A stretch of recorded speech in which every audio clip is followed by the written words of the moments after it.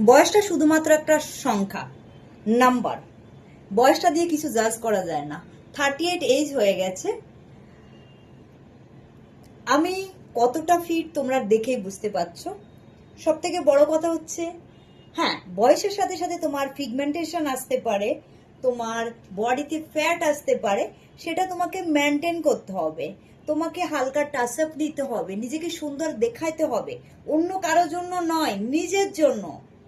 বয়সের সাথে সাথে তোমার মুখে যদি পিগমেন্টেশনও আসে, কিন্তু তোমার মুখে দাগের সাথে সাথে চরিত্রের দাগ লাগানো যাবে না।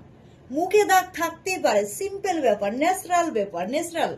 এটাকে তুমি মেকআপ দিয়ে রিমুভ করতে পারবে। তো তোমার যদি চরিত্রে দাগ লেগে যায়, সেটা তুমি কোনোভাবে রিমুভ করতে পারবে না। তোমার স্বভাব, তুমি হাজারো ঘষা মাজা করলেও তুমি ঠিক করতে পারবে না। স্বভাব এমন একটা জিনিস, তোমার চরিত্র যদি খারাপ হয়, একটা বয়ফ্রেন্ড থাকার পরে আরেকটার সাথে আরেকটার সাথে আরেকটার সাথে, একটা হাজবেন্ড থাকার পরও আরেকটার সাথে আরেকটার সাথে আরেকটার সাথে তুমি থাকো, তোমার এই চরিত্র জীবনে কোনোদিন শোধরাবে না। চরিত্রের দাগ কোনোদিনও যাবে না। তো ওই জন্য তোমার মুখের দাগ থাকুক, হ্যাঁ, দাঁতে দাগ থাকুক, ক্লিন করা যাবে, মেকআপ করে ঠিক করা যাবে, তো চরিত্রে দাগ লাগবে।